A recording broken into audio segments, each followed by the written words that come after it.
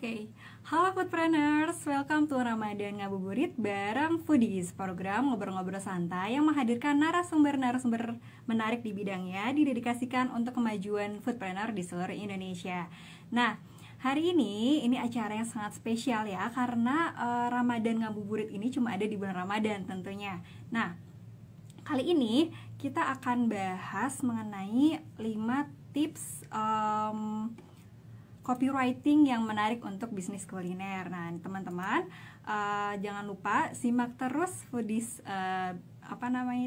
Foodies Ramadan Ngabuburit sore hari ini, karena pastinya bakal dapetin materi yang sangat bermanfaat buat teman-teman. Nah, jangan lupa juga untuk share postingan ini dengan caranya cukup dengan screenshot dan upload ke story masing-masing ya. Jangan lupa juga tag ke @foodies.id. Nah, sore hari ini saya Yuki, social media advisor-nya Foodies, akan ngebawain Ramadan Ngabuburit sore hari ini. Nah, ini buat teman-teman yang baru join, boleh nih sapa-sapa dari mana aja yang udah join. Dan kalau yang udah punya bisnis kuliner, boleh nih di-share juga bisnisnya apa di kolom komentar ya. Nah, nanti buat teman-teman yang mau bertanya, jangan lupa buat nanyanya di kolom Q&A yang ada di pojok kanan ya, karena nanti kolom komentarnya akan saya matikan, oke? Nah, sambil kita tunggu narasumbernya, boleh sambil sapa-sapa lagi ya. Wah, ini ada Kak Liawati Lim dari Jakarta, ini ada Kak Aryani dari Jambi. Halo Kak, welcome ya di Ramadan Ngabuburit sore hari ini. Oke, hari ini kita bakal invite. Oke, sambil menunggu, saya coba connect dulu.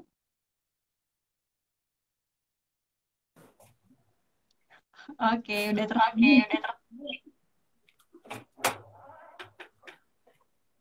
Halo. Halo. Sore. Siapa nih Mas Iqbal ya? Kita kenalan dulu. Halo Teh Yuki. Iya. Sehat Mas Iqbal? Alhamdulillah. Gimana Teh Yuki? Puasanya lancar? Alhamdulillah lancar. Ini kita baru masuk hari kedua ya, Dan teman-teman nih, senang banget di hari kedua Ramadan ini. Kita bisa sharing sambil nunggu jam ngabuburit. Oke, boleh nih mungkin kita kenalan dulu. Mas Iqbal. Oke. Teman-teman foodpreneur semua, salam kenal. Saya Iqbal. Saya Iqbal dari Curriculum Manager Foodies. Hari ini kita akan berbagi tentang seputar copywriting produk kuliner. Nah, mudah-mudahan ini bisa menjadi sharing yang bermanfaat buat kita semua. Di hari kedua Ramadan ini ya, masih pada semangat puasanya meskipun cacing-cacing di perut tidak berpuasa gitu ya. Oke, ini udah banyak banget yang bergabung. Iya, ini udah ada banyak yang nah, buat teman-teman nanti kalau boleh ke ini ya, ada di pojok kanan. Ini saya matikan dulu ya.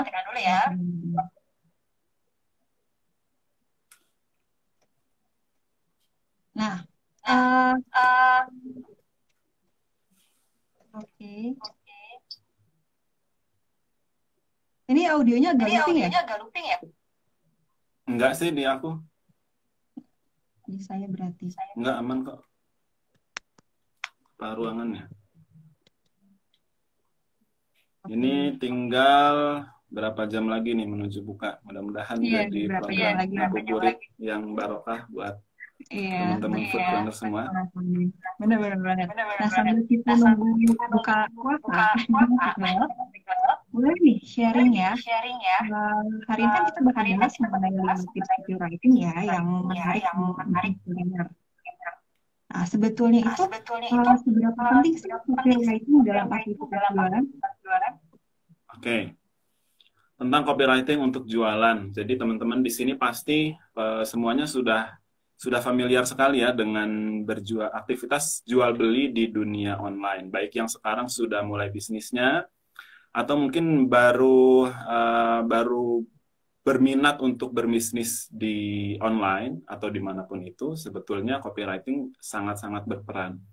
Karena gini teman-teman, apalagi sejak zaman internet ini berlaku di mana-mana, kemudian digunakan di mana-mana, maka copywriting ini semakin penting.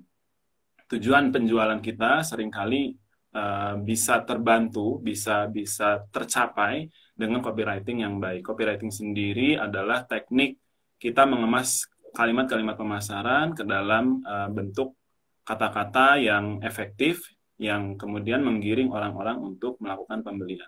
Seberapa penting? Penting banget, karena istilahnya kata-kata atau kombinasinya dengan visual itu menjadi perwakilan kita di dalam berinteraksi dengan siapapun target audiens kita. Nah, itu kan berarti kata-kata yang kita buat, kita rancang, kita desain, kita rangkai, itu semuanya harus tersampaikan secara efektif, maksud dan tujuannya kepada satu persatunya audiens. Nah, pemahaman terhadap bagaimana cara menyusun, kemudian menyampaikan kata-kata ini secara efektif dan tepat sasaran, itu harus dimiliki oleh setiap pebisnis gitu. Berarti emang penting banget ya. Karena ya kita juga cara salah satunya dengan persuasinya melalui kata-kata. Nah, Mas Bang, sebetulnya prinsip copywriting itu yang penting untuk dimiliki pebisnis itu seperti apa sih? Oke. Prinsip copywriting yang paling penting. Jadi gini, teman-teman harus benar-benar menyadari bahwa ketika kita menulis itu tidak ada bedanya dengan ketika kita bicara. Gitu ya. Itu yang menurut saya paling penting dari pengalaman kami menyusun pesan-pesan copywriting selama ini. Jangan sampai kemudian bikin kalimat-kalimat pemasaran itu seolah-olah kita tidak sedang berbicara. Contoh gini, ketika kita bertemu dengan seseorang, kita pasti akan mengucapkan senyum, sapa, dan salam gitu ya, prinsip-prinsip yang sekarang diadopsi di mana-mana. Nah, sebetulnya sesimpel itu, gitu ya. Senyum, sapa, salam, cuman bedanya ini dalam kalimat, dalam komunikasi yang tertulis. Misalnya, halo atau hai, lagi ngapain nih, atau apa kabar bisnisnya. Nah, kemudian baru masuk ke permasalahan-permasalahan, seolah-olah kita memang ngobrol, tapi ditulis gitu. Nah, prinsip ini sebetulnya sepele, tapi banyak pebisnis kuliner yang tidak aware terhadap prinsip ini. Jadi seolah-olah menulis itu harus indah, menulis itu harus yang disebut menarik itu seolah-olah sesuatu yang jauh gitu. Padahal yang namanya menulis copywriting itu tidak ubahnya kita berbicara. Jadi kalau misalnya kita dalam konsep berbicara ini berarti kita harus mengenali juga siapa yang kita ajak bicara, kemudian mereka itu seleranya apa, tren yang sedang digandrunginya apa. Nah, sehingga ketika kita ngajak mereka bicara itu seolah-olah kita bisa jadi teman ngobrol yang enak gitu. Gitu ya. Kalau kita sering ngajak ngobrol siapa, kita sering ngajak ngopi siapa. Nah, itulah maksudnya kita kan pasti tahu gitu ya, ketika kita ngobrol sama si bapak ini dengan si ibu itu, kita setidaknya sudah punya gambaran di dalam sekali lihat gitu ya, bapak ini kelihatannya seneng ngobrol soal ekonomi, ibu ini kayaknya seneng ngobrol soal fashion, kakak ini kayaknya seneng ngobrol soal anime gitu ya. Nah, itulah kemudian kita masuk tuh di situ gitu. Oh, kayaknya sekarang isunya kayak gini apa Bu, gini. Nah, itulah kita kembangkan menjadi bahan obrolan kita di dalam copywriting. Itu jadi kembali intinya adalah ketika copywriting itu, membuat copywriting yang baik adalah membuat percakapan menjadi hidup seolah-olah kita sedang berbicara hanya dalam bentuk tulisan gitu aja sebetulnya. Oke, berarti untuk menerapkan copywriting kayak kita melihat seperti yang kita ajak ngobrol dan kata sehari-hari aja gitu ya. Yes. Karena kan pemasaran itu sendiri tidak asal ya. Ketika kita memasarkan suatu produk itu kan tentunya kita punya gambaran. Contoh ketika saya jualan misalnya misalnya coklat nih, katakanlah ini coklat nih. Nah, coklat itu untuk siapa gitu ya? Apakah untuk anak-anak atau untuk remaja atau yang lagi diet ya? Coklat yang untuk lagi diet gitu. Gimana caranya supaya orang diet tapi tetap bisa makan coklat? Nah, itu kemudian dari situ kita kembangkan, oh ternyata orang yang lagi diet itu isunya ini, yang dia takutkan adalah ini. Atau misalnya yang dia takutkan itu adalah kalau makan coklatnya itu berlebihan. Atau misalnya kandungannya seperti apa.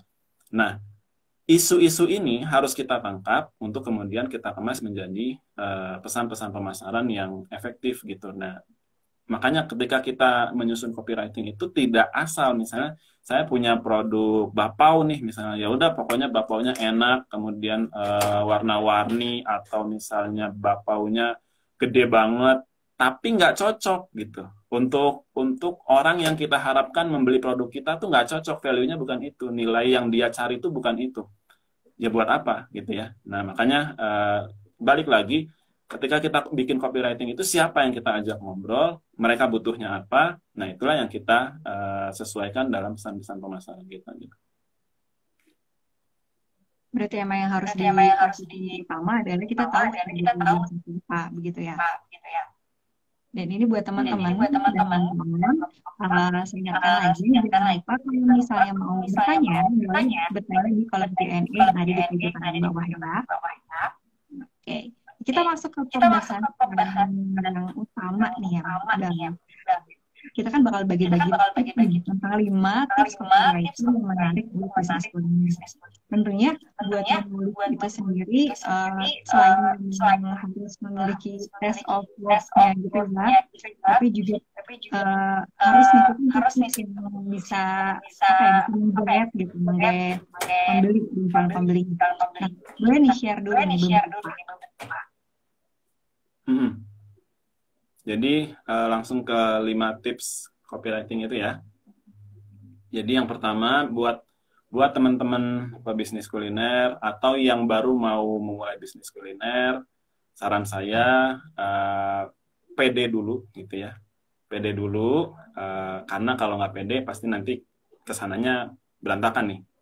Setelah PD-nya ini ditunjang dengan apa? Dengan ilmu ya, pastinya dengan ilmu. Makanya kita di sini kita berbagi, kita sharing untuk menambah wawasan teman-teman semua. Nah, yang harus dipahami adalah bahwa berbisnis itu susah-susah gampang, gitu ya. Nah, kalau mau jadi gampang, semakin ilmunya banyak, maka harusnya lebih tahu apa yang harus dilakukan. Bukan menjadi otomatis menjadi gampang, tapi lebih tahu apa yang harus dilakukan termasuk ini 5 tips dalam menyusun copywriting. Setelah nanti mungkin saya sampaikan ini ternyata tidak terlalu sulit juga gitu ya. Tidak menegangkan atau tidak mengerikan seperti yang teman-teman bayangkan selama ini. Yang pertama, tipsnya adalah gunakan kalimat-kalimat yang sederhana dan tidak bertele-tele. Langsung aja gitu ya. Pakai bahasa yang umum dipakai sehari-hari. Misalnya lapar tapi mager. Nah, gitu ya. Pesan makan lewat GoFood gratis ongkir wilayah Surabaya. Ada yang dari Surabaya di sini? Halo? Atau yang dekat-dekat di Bandung? Ya, jadi langsung aja. Nggak usah berbunga-bunga, nggak usah dibikin ribet. Pokoknya masalahnya apa, kita punya solusi apa, langsung ditembak di situ. Atau misalnya promo up to 70%. Nggak bikin tanggal tuamu tambah bokeh gitu ya. Nah, itu juga termasuk kalimat-kalimat sederhana yang bisa dipakai. Mau kenyang, hemat, tapi mewah, pastinya itu cuma di warung nasi Tegal Pak siapa misalnya. Nah, di highlight kenyang, hemat, tapi mewah. Nah, ini poin-poin jualannya juga harus tersampaikan semuanya gitu. Itu yang pertama. Kemudian yang kedua, lagi-lagi seperti yang dibahas pertama tadi, setelah kita tahu audiens kita itu siapa yang kita ajak bicara, siapa yang kita ajak berinteraksi, kita pasti tahu, kemudian kita bisa membayangkan masalah-masalah mereka itu apa. Contoh, untuk pelajar dan mahasiswa, gitu ya.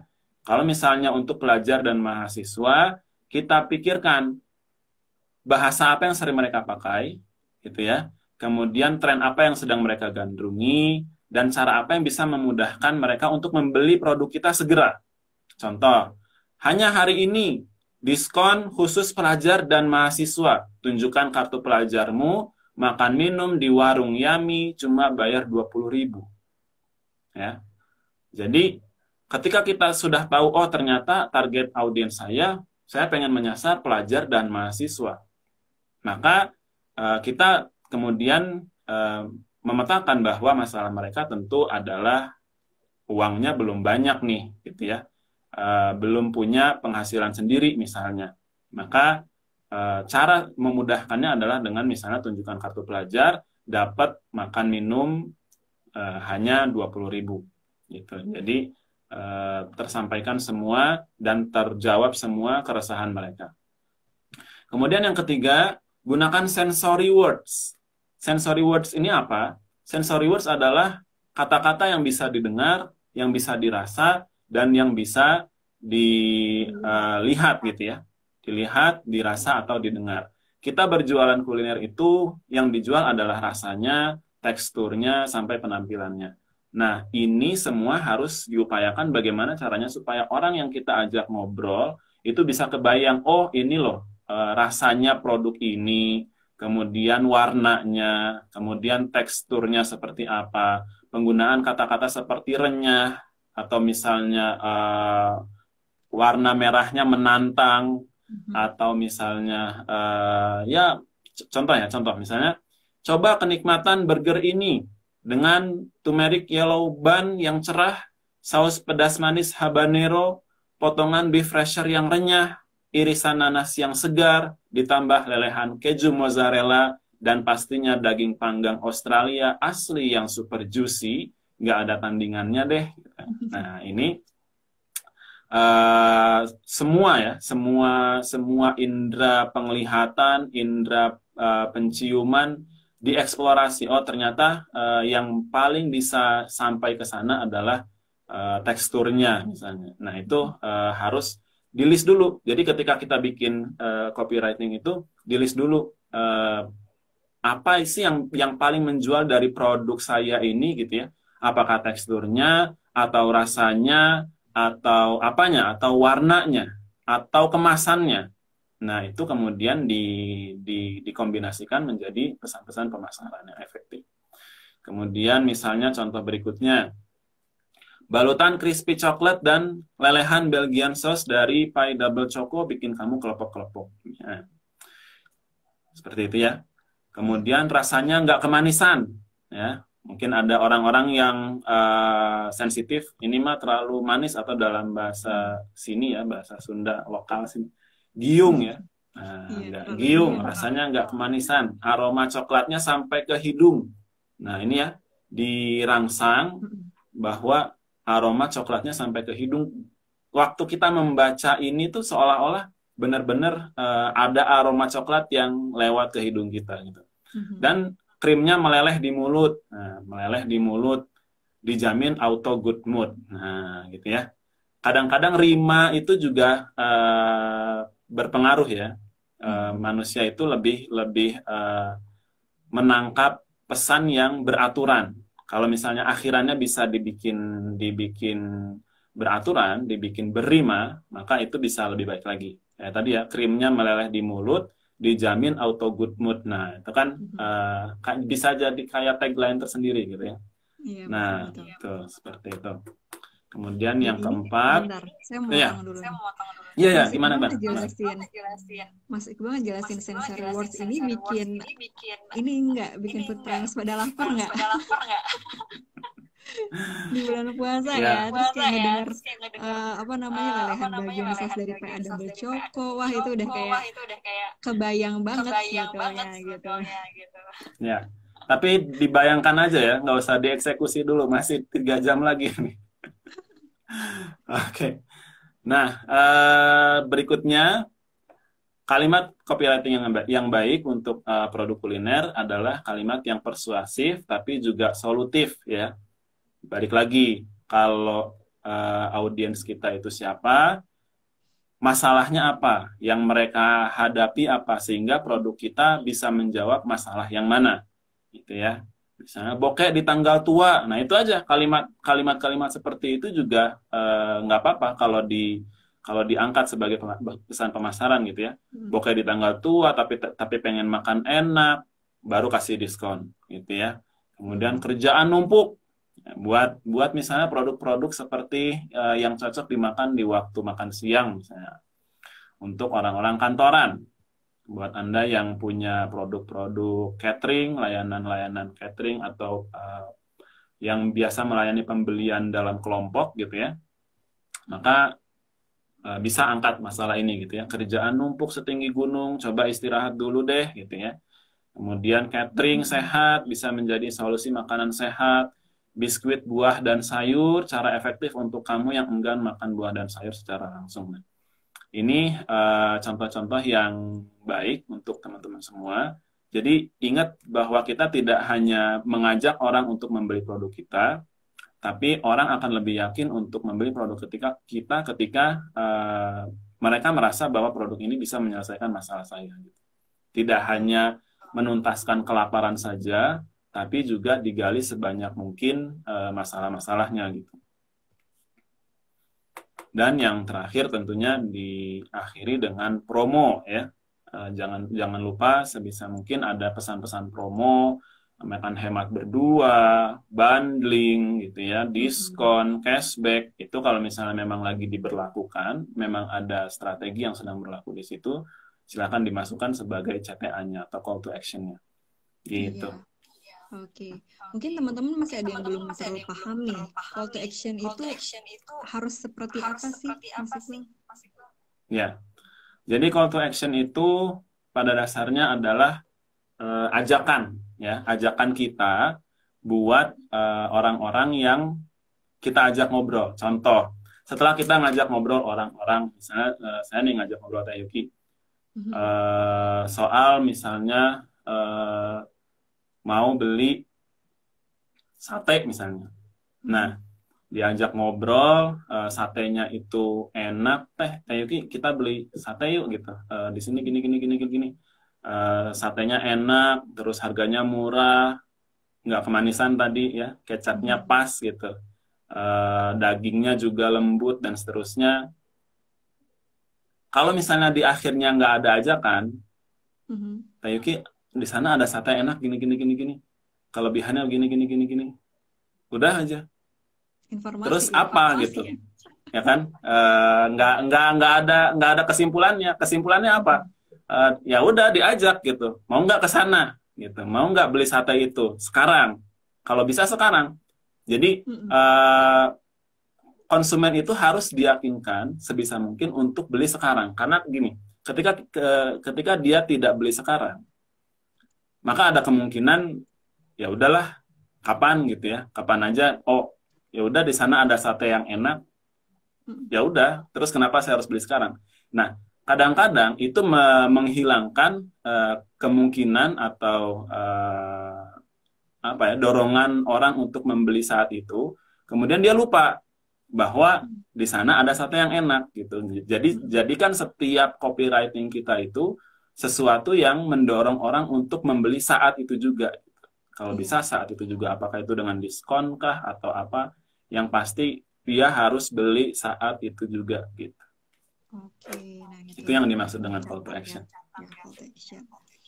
Nah, di sini saya udah dapat pertanyaan nih, beberapa pertanyaan. Mungkin kita boleh sambil jawab kali ya, Mas Iqbal ya. Ya, boleh. Nah, ini ada pertanyaan dari Lili Watilin. Kak, kasih tips dong untuk copywriting di dalam kemasan itu harus seperti apa dan tidak boleh seperti apa. Nah, ini ada tipsnya nggak, Mas Iqbal? Copywriting dalam kemasan. Nah, ketika kita bisa bicara kemasan, itu pasti bicara soal size atau ukuran dari medium yang kita gunakan itu tidak terlalu besar. Gitu ya. Nah, ini nih, tantangannya adalah kita harus mainin kata-kata yang efektif di ruangan atau di space yang tidak terlalu besar. Ini gimana? Nah, ternyata ada rumusnya teman-teman ya. Jadi Apa? di space yang tidak terlalu besar itu rumusnya adalah FAB. Kalau boleh dicatat silakan ya. Boleh FAB dicatat, itu Bang. feature, advantage, sama benefit. Feature, advantage, benefit. Kalau soal brand pasti masuk ya. Misalnya brandnya apa sih? Balik lagi ke coklat misalnya. Coklat, coklat Jawa misalnya. Coklat Jawa. Feature-nya apa? Low sugar, coklat. Kemudian advantage-nya apa? Benefit-nya apa? Benefit-nya misalnya menambah atau coklat yang cocok untuk diet, gitu ya. Kemudian benefit-nya kan advantage itu keunggulan ya. Oke, tadi kelewat definisinya. Feature itu adalah bagian atau atribut dari produk itu yang membuat kita mampu menyelesaikan permasalahan seseorang. Kalau tadi balik ke coklat coklat yang untuk diet, maka disebutkan feature-nya apa? Low sugar misalnya, low sugar coklat. Kemudian advantage-nya apa? Misalnya coklat yang cocok untuk diet. Nah, di list dulu aja. Soal kalimatnya menarik atau enggak, nanti bisa dikemas. Kemudian benefitnya apa? Bisa dimakan kapanpun kamu mau, misalnya. Ya kan? Atau sebanyak yang kamu mau, misalnya. Kalau bisa seperti itu, kenapa tidak? Ya. Nah, barulah misalnya di list, kemudian dirangkai kalimat-kalimatnya supaya ini jadi satu kesatuan yang utuh gitu. Jadi tapi tadi ya, bahwa kita tidak harus cerita panjang lebar tentang si coklat itu, tapi semuanya tersampaikan, feature-nya dapat. Oh, ketika aku lihat coklat Jawa ini misalnya ya, oh ini low sugar, langsung terasosiasi, oh ternyata ini insya Allah sehat nih buat saya yang lagi diet. Divalidasi lagi di bawahnya, coklat yang cocok untuk diet. Nah, makin mantep nih, ya kan? Makin mantep, oh iya, berarti ini buat saya, gitu. Bisa dimakan kapanpun kamu mau. Wah, pas banget, gitu ya. Saya orangnya seneng ngemil, saya bisa ngemil kapan aja, maka saya harus beli coklat ini. Nah, itu sesederhana itu sebetulnya. Tinggal disesuaikan dengan mediumnya, dengan packagingnya, gimana caranya supaya semua pesan itu tersampaikan. Jangan panjang lebar soal kalau mau didukung dengan data-data dan fakta, misalnya kandungan kalori dan lain sebagainya, ya silahkan. Tapi di space lain gitu. Ketika menaruh FAB tadi, itu posisikan di tempat-tempat yang sekiranya langsung bisa tersampaikan di pandangan pertama, gitu ya. Ada juga di kasus lain seperti misalnya menyisipkan cerita atau storytelling tentang produknya. Coklat Jawa ini adalah warisan turun-temurun dari zaman Ken Arok, zaman kerajaan Singosari misalnya. Mungkin aja gitu ya, mungkin dia ketemu resep itu di mana gitu ya, tiba-tiba ya silahkan gitu. Tapi jangan diceritain panjang lebar bareng sama judul si coklat Jawanya gitu. Kalau mau ditaruh ya di belakangnya gitu. Itu bisa banget meningkatkan level emosional, keterikatan emosional pembeli dengan produk kita. Si storytelling itu misalnya produk kita itu dibuat dari memberdayakan ibu-ibu kecamatan Marga Cinta misalnya. Marga Cinta tempat saya tinggal gitu. Jadi nggak pengen nyontoin tempat yang lain gitu daripada kesinggung kan. Mending tempat sendiri. Misalnya gitu. Jadi silakan, tapi jangan maksain naruh di tempat-tempat yang sekiranya nggak kelihatan gitu. Oke. Nah, bedanya yang tadi kan kita pakai rumus FAB nih ya, Mas Iqbal ya. Nah, kalau buat tagline, kan kadang tagline itu juga jadi salah satu hal yang memang harus disiapkan oleh brand-brand kuliner lah gitu ya, karena dengan tagline kita langsung ingat, oh brandnya itu ini gitu. Nah, perihal tagline kalau menurut Mas Iqbal gimana? Oke, tagline ya. Eh, Tagline itu pada dasarnya statement pertama, ya, statement pertama yang kita pengen tegaskan kepada konsumen kita itu siapa. Ya. Jadi nggak usah jelimet di awal ya. Di awal itu kita tuh nggak usah jelimet banget gitu. Yang kadang-kadang dilupakan oleh orang-orang adalah dia jualan ayam, misalnya nih, dia jualan ayam atau jualan bebek goreng kah, itu nggak nyebutin, nggak ada ayam-ayamnya. Jualan bebek goreng nggak ada bebek-bebeknya. Nah ini yang agak mislead gitu ya, agak bukan, sebetulnya mungkin karena pengen terlihat keren atau gimana gitu ya. Padahal mah kalau misalnya di awal itu brand kita belum begitu terbentuk, tagline gitu ya, itu nggak usah yang susah-susah gitu. Misalnya ayam goreng paling enak di Buah Batu misalnya. Buah Batu itu salah satu kecamatan di Bandung ya. Nggak apa-apa, klaim aja gitu.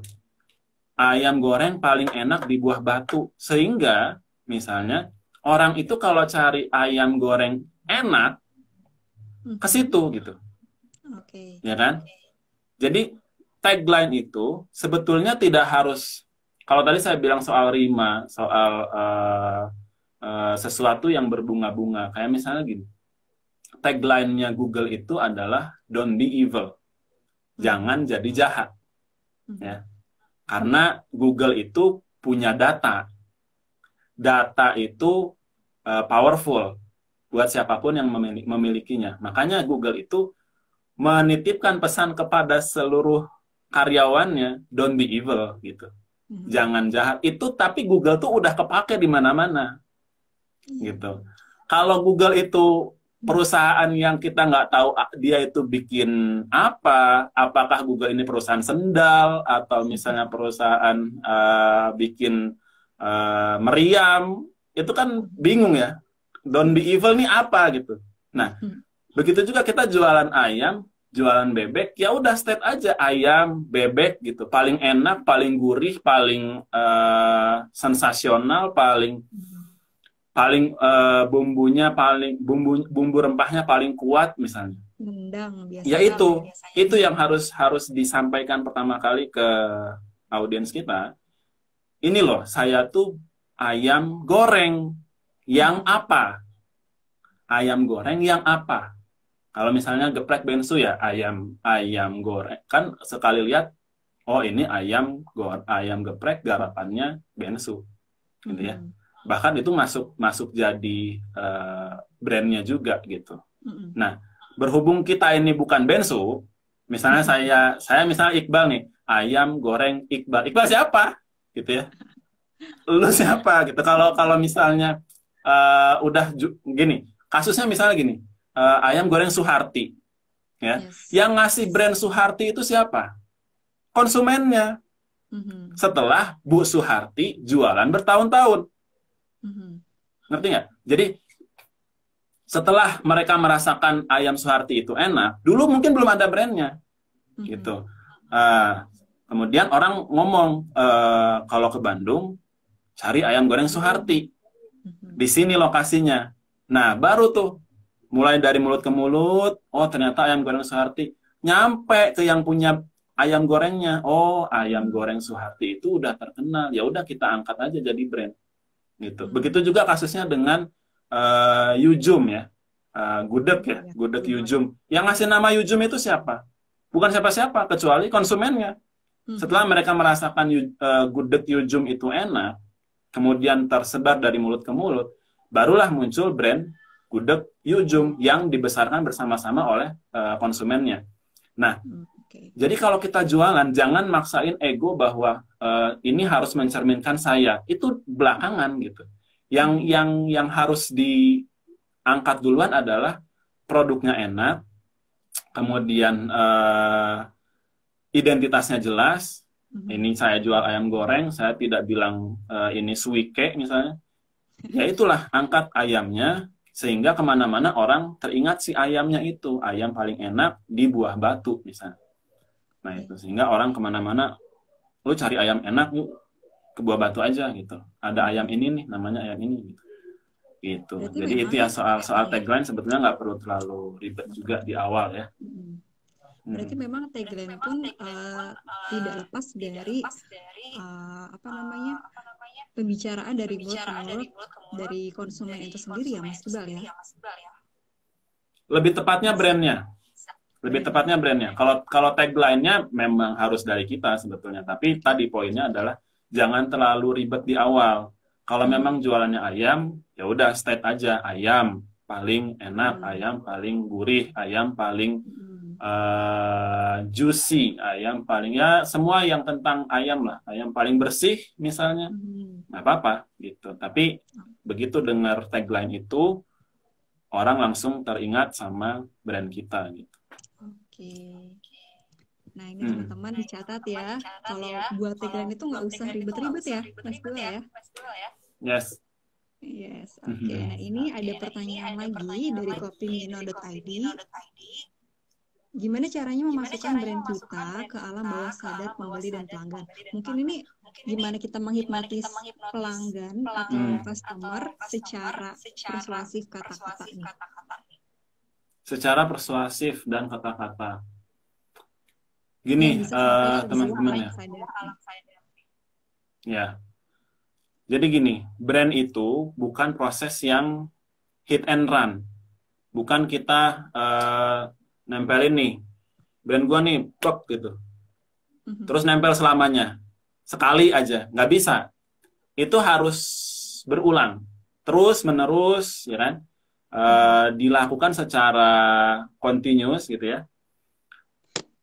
Dan itu tidak bisa sebentar. Apalagi kalau bicaranya pengen masuk ke alam bawah sadar. Contoh, kenapa kalau kita pengen burger, misalnya ya, kita bicara brand yang udah famous aja. Kenapa kita kalau pengen burger, misalnya kita pilihannya mungkin jatuh antara McD atau Burger King. Kenapa? Karena itu sudah dibangun bertahun-tahun, kemudian dia sudah present di mana-mana, dia sudah hadir di mana-mana, kemana aja pergi, hampir di setiap persimpangan itu ada McD misalnya, hampir di semua lokasi-lokasi yang yang dikenal sebagai pusatnya jajanan, misalnya selalu ada Burger King. Hampir di semua rest area di jalan tol itu ada McD atau Burger King. Kehadiran itu penting. Nah, sehingga buat kita yang UMKM ini bicara untuk masuk ke alam bawah sadar dengan budget yang terbatas. Kemudian kita pengen hadir di mana-mana, seperti yang dilakukan oleh McD dan Burger King, itu agak sulit. Agak sulit. Nah, yang bisa kita lakukan sekarang adalah mengupayakan proses branding ini secara organik dari awal, bersahabat dulu aja. Bersahabat dulu aja. Kita kan lagi proses kenalan nih sama mereka.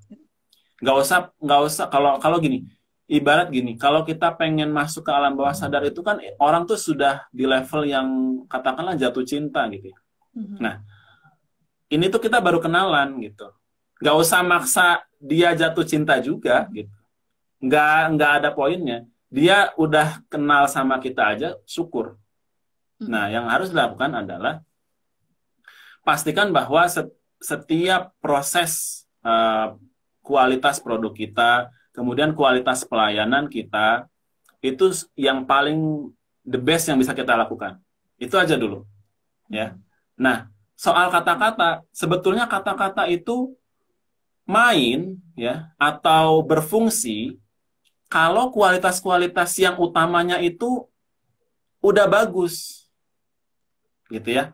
Contoh, kita jualan burger atau kita balik lagi ayam lagi nih. Ayam yang kita bilang bahwa ayam itu paling enak di Buah Batu.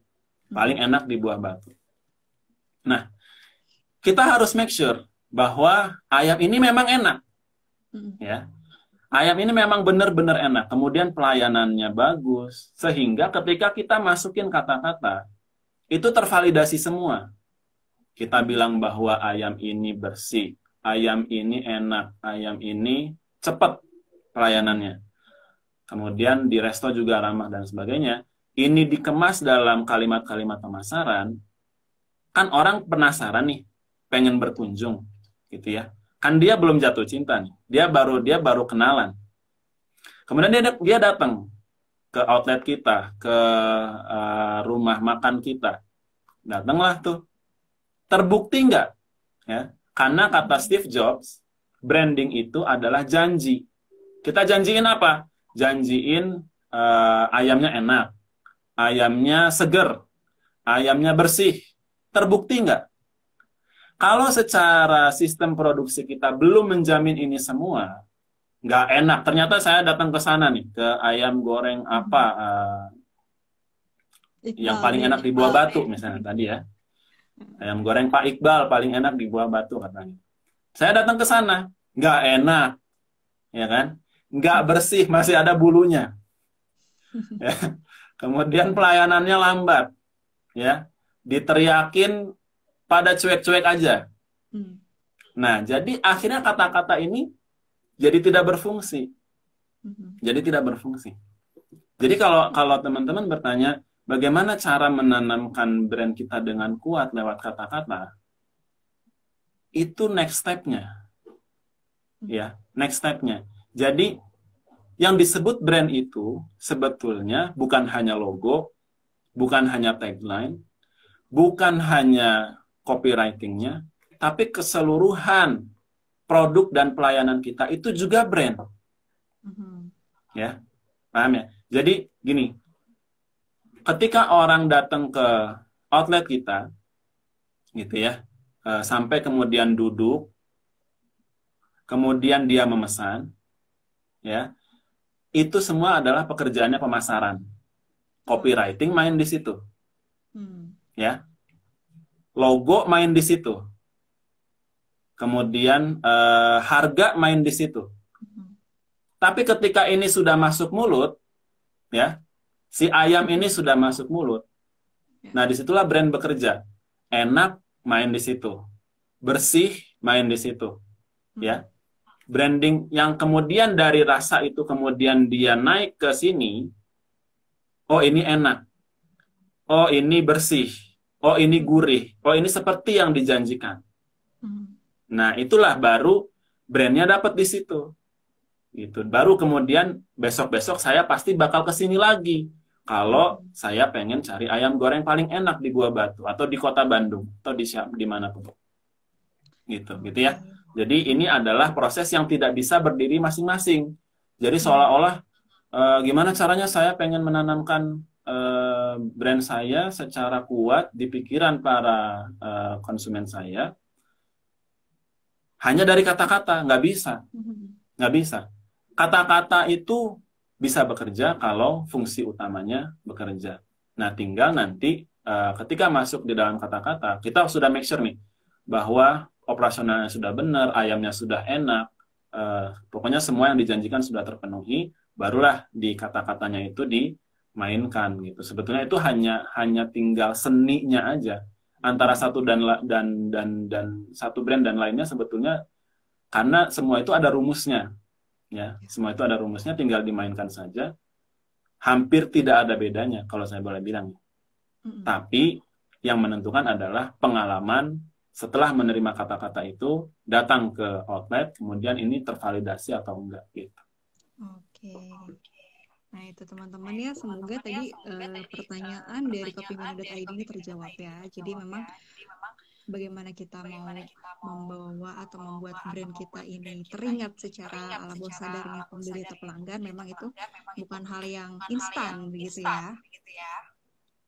Nah, ini ada lagi nih, Mas Iqbal, terakhir mungkin ya. Sebelum teman-teman mau mempersiapkan buka puasa nih. Nah, ini adakah perbedaan apa ya istilahnya itu, eksklusivitas dalam penggunaan bahasa? Dalam artian ini menggunakan bahasa asing atau bukan bahasa lokal begitu. dalam kasus copywriting untuk bisnis kuliner?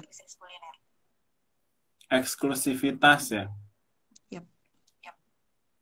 Penggunaan bahasa asing atau bahasa lokal. Nah, balik lagi ya, yang kita ajak ngobrol siapa? Perlu nggak dipakein bahasa asing? Kalau target kita adalah orang-orang yang well educated, gitu ya, orang-orang yang kalau bahasa jalanannya mah makan bangku sekolahan ya. Karena ini memang realita ya di pasar itu kan memang ada orang-orang yang berpendidikan dan ada orang-orang yang kurang ya. Ini memang fenomena sosial yang tidak bisa dipisahkan dari keseharian kita. Nah, kalau memang yang diajak ngomong ini butuh diyakinkan dengan istilah-istilah yang asing ya, atau istilah asing itu memang kalau diganti dengan bahasa Indonesia itu malah jadi aneh, ya nggak apa-apa gitu. Tapi kalau misalnya dengan bahasa lokal saja sudah masuk, kenapa harus pakai bahasa asing? Gitu ya, pertanyaannya kan gitu. Kenapa harus pakai bahasa asing? Apakah supaya brand kita itu keren, ya, atau dipersepsikan mahal, ya, atau apa? Tujuan akhirnya kan adalah supaya orang-orang itu membeli, gitu ya, beli atau enggak, nah gitu aja.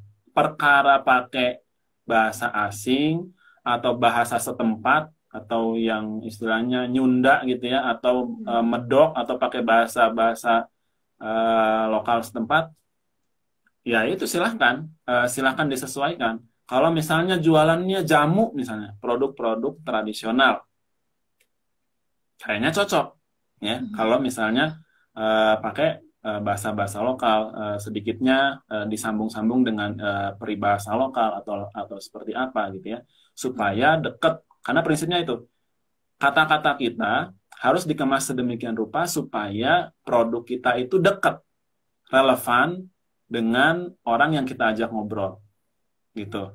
Kalau dengan menggunakan bahasa asing kemudian ini menjadi asing beneran, ini bahaya gitu ya. Ini apa gitu ya? Misalnya ayam kami diolah dengan sistem yang sophisticated. Sophisticatednya apa gitu ya? Saya nggak tahu gitu, ngapain pakai bahasa itu kalau akhirnya malah menyulitkan orang-orang untuk menilai produk Anda itu apa. Ya udah bilang canggih aja gitu. Canggih gitu. Apa susahnya bilang canggih gitu. Kenapa harus diganti pakai istilah-istilah yang malah menyusahkan orang untuk mengambil keputusan? Gitu jadi gitu ya. Prinsipnya buatlah itu sesimpel mungkin gitu ya. Karena sekarang ini orang-orang itu mengambil keputusan beli atau tidak itu singkat sekali. Singkat sekali. Jadi pesan kita itu bukan nggak boleh panjang. Bukan nggak boleh panjang. Kalau dibutuhkan panjang silakan, tapi benar-benar berbobot dan masing-masing dari setiap paragrafnya itu benar-benar menggiring kepada penjualan. Kemudian yang kedua, setelah dibuat simpel, kemudian pastikan persuasif, solutif, ya. Kemudian diakhiri dengan ajakan yang jelas. Gitu. Kalau soal penggunaan bahasanya, pertimbangkan lagi. Kalau misalnya dengan menggunakan bahasa asing atau dengan menggunakan bahasa lokal, itu malah menjauhkan customer kita dari tindakannya untuk membeli, ya nggak usah deh gitu ya. Keren tapi nggak ada yang beli, buat apa gitu ya. Dapat kerennya, mau makanin keren gitu ya, kan enggak juga gitu ya. Yang penting kan kejual nggak gitu dengan bahasa asing gitu. Oke. Ini sebelum ditutup, karena udah jam 4, satu lagi boleh nggak nih Mas Iqbal nih? Boleh. Oke, ini boleh, apa sih yang enggak buat foodplanners? Ini dari foodplanners ada pertanyaan. Mungkin ini perlu validasi kali ya. Kak, benar nggak ya merek itu nggak boleh inisial, jadi harus gampang diingat. Nah, betul nggak ini kira-kira Mas Iqbal? Ya.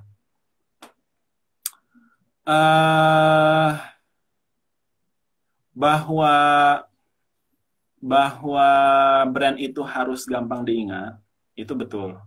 Ya, itu betul. Bahkan ada teorinya gini yang pernah saya baca ya.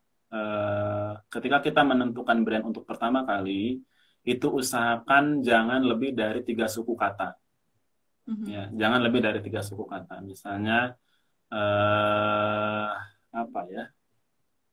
Apa misalnya yang 3 suku kata? Ya, pokoknya jangan lebih dari 3 suku kata sebisa mungkin ya. Atau maksimal 5 deh gitu. Kalau misalnya ayam pelangi di dadaku misalnya. Unik sih, tapi gimana gitu ya. Nah, itu soal brand harus mudah diingat, betul.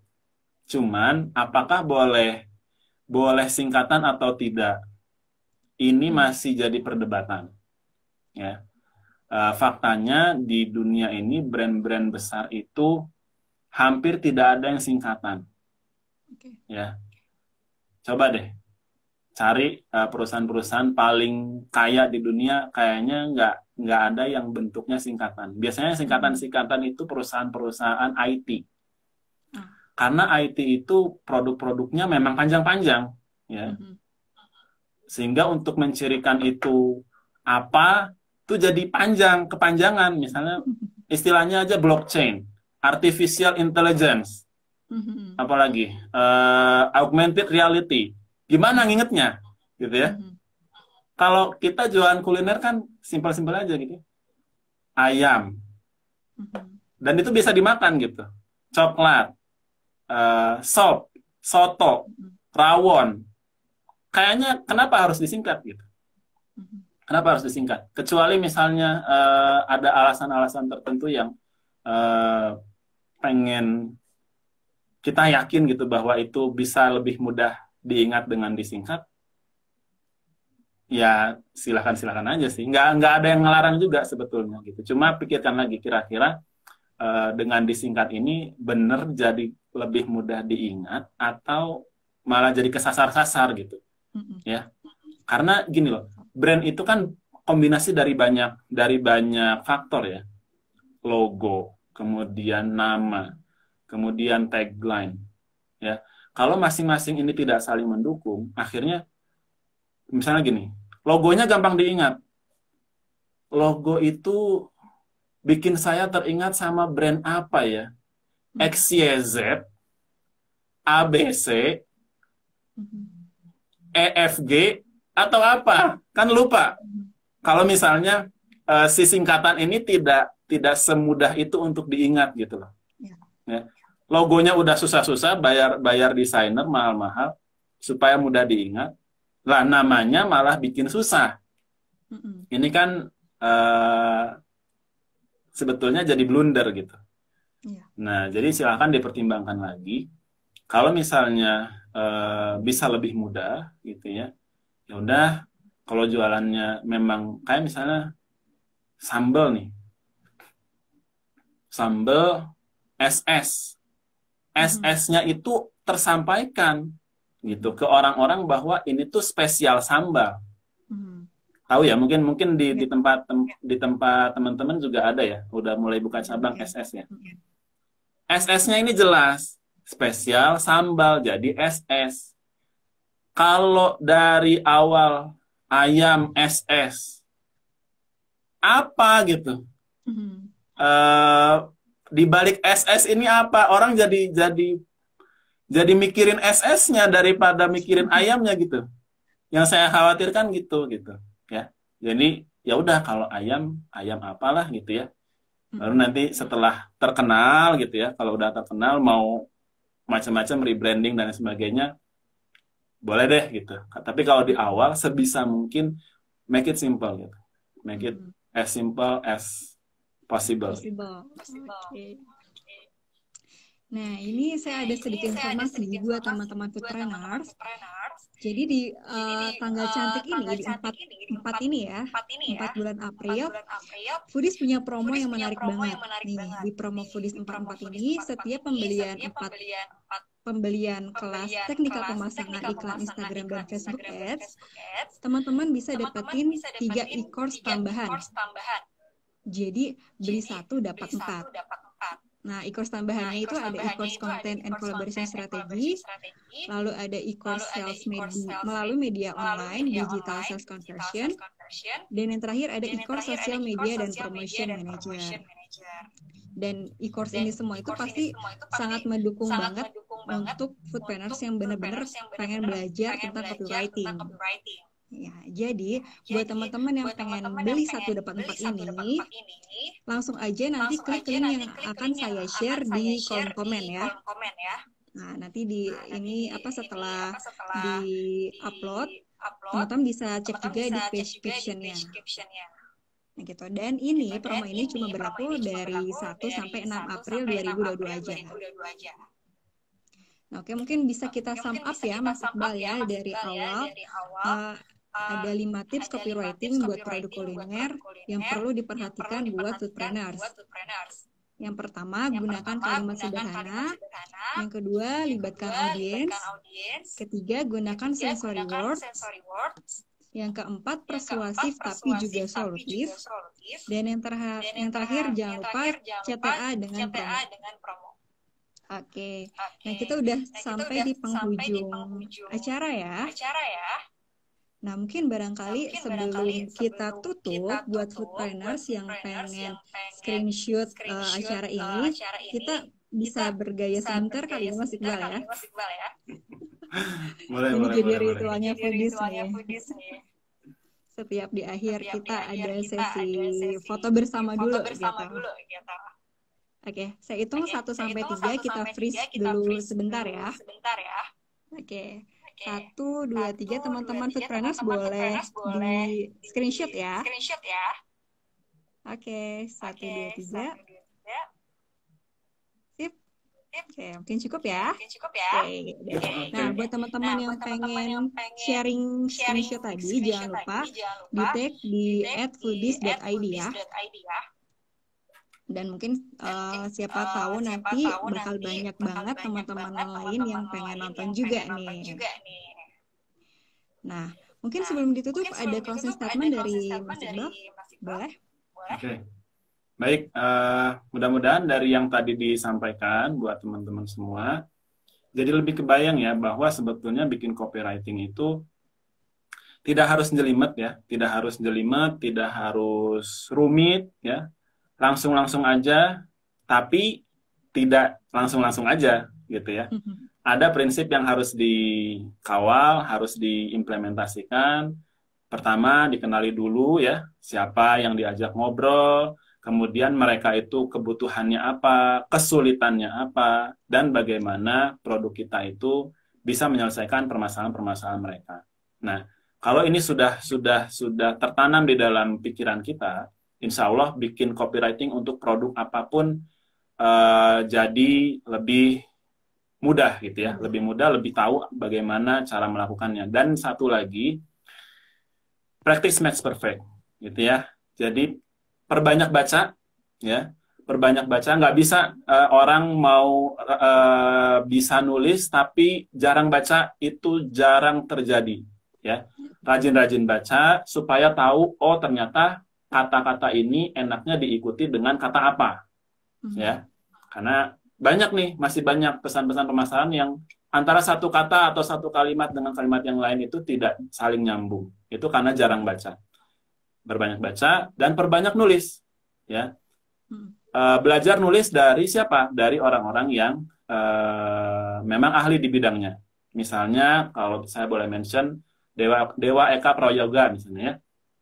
Misalnya, ambil aja dari situ. Dari tulisannya dia, tulis ulang.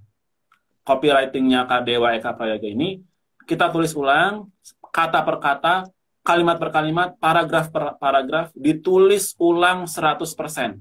Dan itu diulangi berkali-kali dari banyak case-nya tulisannya Dewa Eka Prayoga. Kemudian kita akan mengerti cara berpikir seorang Dewa Eka Prayoga, seorang ahli copywriting itu seperti apa mikirnya. Gitu ya. Mudah-mudahan tips ini bisa membantu buat teman-teman semua. semakin lancar jualannya dan mudah-mudahan juga dilancarkan ibadah puasanya sampai dengan akhir bulan Ramadan ini. Amin, terima kasih. Nah, oke, terima kasih buat teman-teman yang sudah nonton dari awal sampai akhir, dan terima kasih juga untuk waktunya Mas Iqbal. Semoga sharing hari ini bisa bermanfaat untuk teman-teman foodpreneur yang nonton dan menjadi pahala serta berkah bagi Mas Iqbal juga. Oke, sampai ketemu di Ramadan Ngabuburit bareng Foodies berikutnya. Kita akan ketemu lagi besok dengan tiap hari. topik yang tiap hari ya. Tiap hari. Topiknya bakal beragam dan jangan sampai kelewatan pokoknya. Kita akan tayang setiap jam 3 sampai selesai. Oke, maju terus pebisnis kuliner Indonesia.